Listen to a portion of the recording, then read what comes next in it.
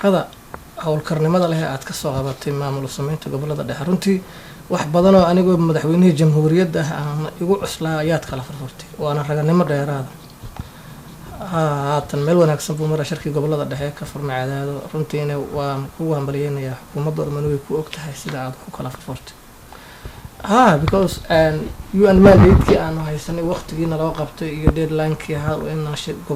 goboleedyada aan ku soo afjarro ayaa gabagaba waqtigiina waa naga dhacayaa marka anaga taasaan noo daran waqti haddii aan ku guuleysano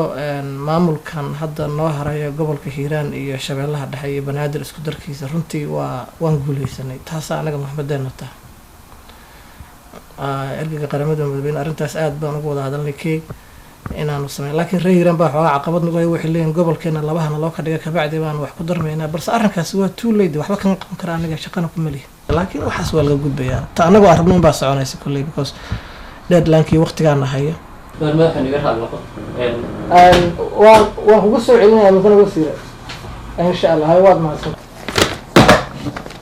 madaxweyne warar cusub soo kordheen Soomaali badan oo waddanka South Africa lagu dilay wadamada Afrikaanka oo South Afrikaanka oo Afrika joogana dadkoodu way kala buuxayaan ilaa alaana dawladana waxa hadal kama soo saarin shacabkina waxay rajeenayaan inaan hadal ka soo saarno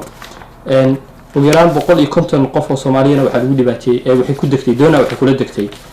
wadamaas ay sii tahriibayeen Liibiya iyo dhaxaysa marka madaxweyne inaa ka hadashid ama wax ka dhaxaysa loo baahan yahay wala santahay mudane Soomaali bal kasta adduunka ay ku dhibaataysan tahay hadal maanta nirina cid wax uga qaban mayso marka ilaahay u dhibireeyay ka baxayaan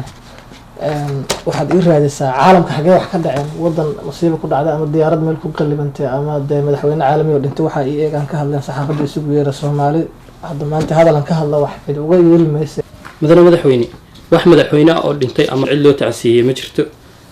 wadamada dariska iyo caalamka dhan maanta wax dhibaato kama jirto waxa kaliya dhibaato maanta ka jirto ugu badan waxay tahay shacab badan oo Soomaaliyeed waxay ku dhibaatooyeen gobolada South Africa marka kuwaas inaan ka hadashidaa fiicnaa idinisa xokay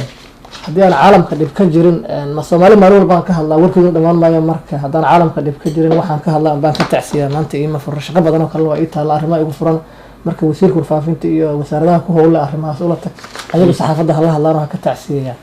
safiirada iyo safiirka South Africa hala hadlaan in warka warmutiyeedkan uu yahay warka waa iska saxiix asaga ula tag asaga shaqadiisa waa asaga ula tag inuu asaga saxaafadda u wacdo aniga shaqo kale badan ay taala hay shaqada qabso